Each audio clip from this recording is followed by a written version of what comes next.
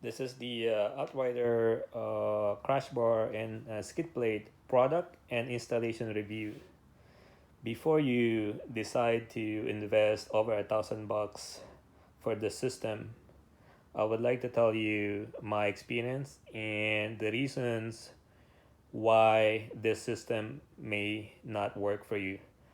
To be honest, I find this actually a rip-off because I wanted to return it, and I told them I fitted them and I've run into issues, and they told me that they will charge me 20% for restocking fees.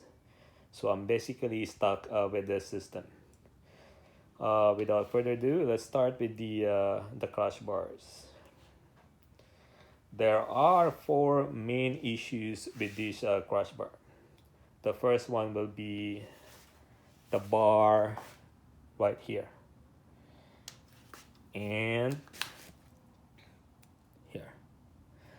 I'm barely 5'8". My inseam is about 30 inches. That's when I buy a pair of pants, that's the size I'm going for. So I will get on the bike and show you why this is an issue. I show you my position right here. It's perfect.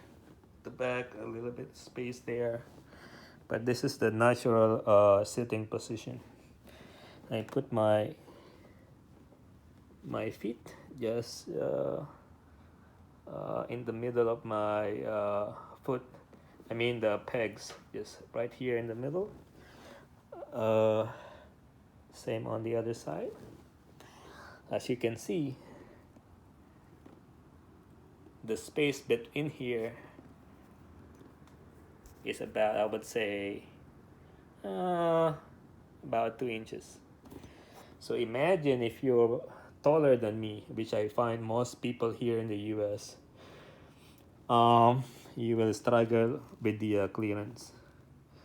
Imagine if I wear my riding pants with the knee protection, I'm actually touching this bar. Let me give you. So this is can get in the way when you're riding aggressively, especially off-road. And if you have you're much taller than me, or you have legs that's really long, I would say 32 inches inseam and above, this is a main issue. Not only that, when you get into a crash scenario, which we prevent to happen, but if it does happen, there is a good chance that you will break your shin right next to this bar. See that? That's a major safety concern. If you're falling to the side and you're crash head on, the force will be, the bike will go toward you and you are going forward. So this is a pretty big issue. It's right there. The second, let me get off the bike. The second one is the plates they use to attach to the engine. Actually, before this, I had the Touratech, which I bent. I was trying to put the bike on its center stand, and that's my mistake. And it went to it tipped over basically. So what happened was I bent the bar easily, and I noticed Touratech and Altrider use the same thickness, metal thickness right here. This is about 3 millimeters. Other systems, they use a much thicker material. Here I would say about 5 millimeters. So forget about how thick this tubing is. The main issue would be on this side. The third one would be, I'll show you in the front. This is how it goes. So if you notice the bars, the front lower bar of the crash bar has a shape like this. It's almost an L shape.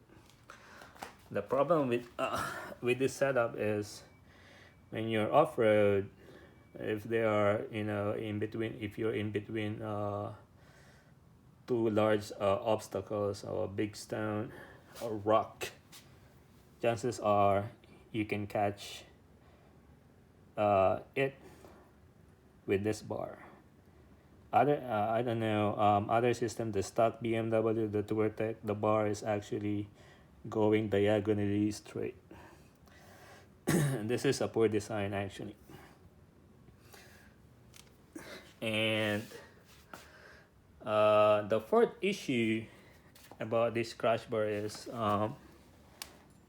the bolt they use, they supply is actually short. The hole in the engine block is about 22 millimeters deep. They only give you 25 millimeter bolt length. So that means to say you're only because with this plate and the skid plate and the washer, you're actually consuming about maybe 12 millimeters. So in the engine block, you're actually biting about 10 millimeter deep. So if you go into crash, this is I would say this is a weak point. I actually told them what they did was they sent me a pair of bolts, but let me show you. They sent me this for over $1,000. This is what they sent me. See that? It's actually used rusted bolt. Imagine spending that money and they sent you this. This is 30 millimeters. This is the correct size.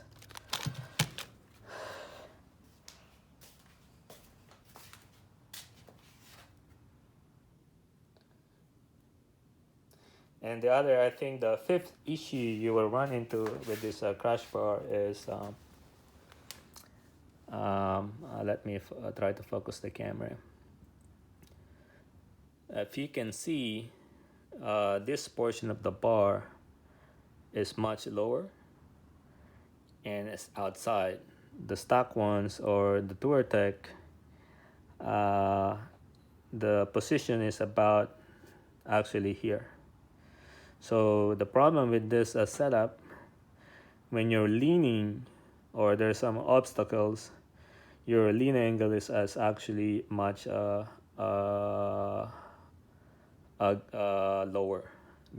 You will hit the asphalt or the obstacle much earlier than without the crash bar.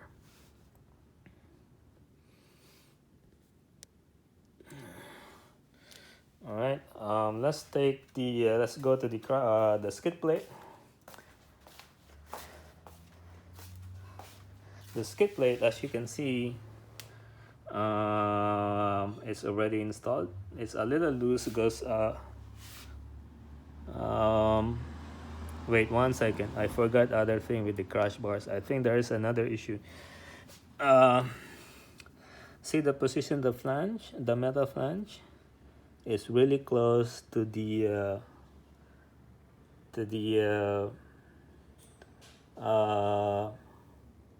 oil filter. Now if you're servicing your bike or you go to the shop, the problem would be how to remove this without uninstalling the crash bar. See that? Is actually won't go through. I even tried to move this flange to the right so I can clear the space here. but it won't clear the cap right there. So we'll have to remove some material about 2 millimeters here, so I can clear inserting the oil filter removal tool. So I have for the to recap, the crash bars had the knee clearance issue,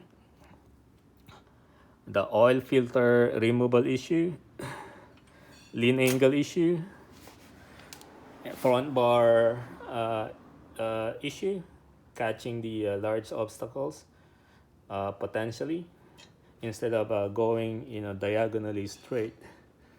This is protruding outward, so you're losing about 3 inches here, and the mounting plate to the engine is thin. This will bend. Once it bends, it will deform your crash bar. All right, so that's it for the crash bar. Let's go to the skid plate. The main problem I have this skid plate is the ground clearance. So Jeremy, in his video and on the website, they mentioned multiple times that there is a 1 inch saving, a ground clearance saving, which means the stock BMW without the load, if you remove the take it off the center stand, just holding the bike straight up, the ground clearance is about 8.5, and I found it checking out with the BMW specification. With the stock skid plate, the ground clearance is 8.5. When you sit on the bike with the road setting, and my weight is about 175 pounds with the gear and helmet, the bike sags another three quarters of an inch. So that means to say your effective ground clearance would be sitting on the bike, solo riding without the luggage, would be about 7 3/4, 7.5. So that's checking out with the design, because the front trouble's suspension trouble is about 7.5 inches. So when you fully compress the forks or the para, I don't know, telelever suspension, this compresses about 7.5 inches. So that means to say the stock skid plate is touching the ground at about 7.5 inches. But here with the Altrider, they claim about 1 inch as saving of ground clearance, but it's actually exact opposite. I lost about half an inch of ground clearance. I will show you. Actually, I have another video that shows you the how the skid plate was set up lower, but I can show you here easily. If you go there and look at that, in the stock skid plate, the distance of the plate and the bolt is less than half an inch. Oh, I would say roughly about half an inch. But here, when installed, see that my finger, I will try to touch the bar. I'm sorry, the drain bolt. See, that distance is about 27 millimeters. So that meant the skid plate is actually lower than the stock. So you lost about half an inch of ground clearance.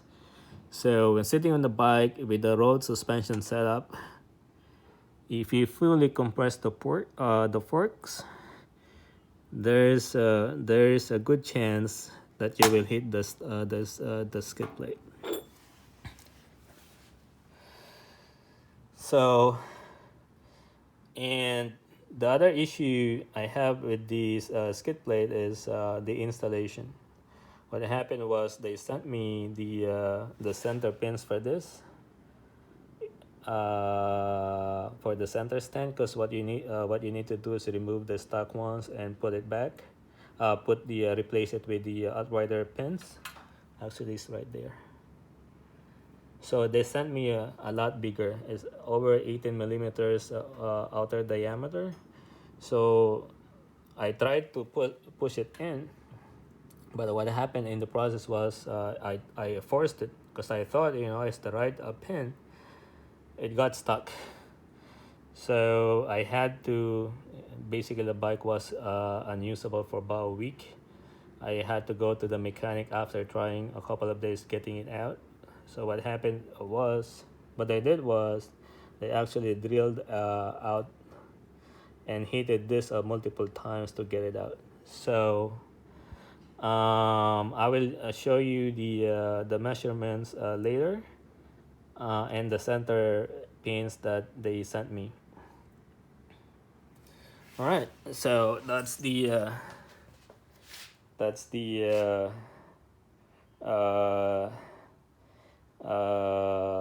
review. Again, I would for the skid plate, the main problem would be the ground clearance. So you're better off buying. Imagine this is $500, and you lost some ground clearance. So the best bet would be, I would say, if I can return this without spending any more money, because they will charge me 20% restocking fees plus the shipping, so I'll probably lose about 300 or more. So I'm stuck with this system. So you guys, please do your research. Don't if you want to protect your bike, to be honest, I don't think this is a good system. The only reason I wanted to buy something else, I wanted to go back to the other brand, but that bent. But I think the Altrider will bend also. And the only reason why they caught my attention was the access to the cylinder heads. If that doesn't matter to you, please do your research before you spend over $1,000.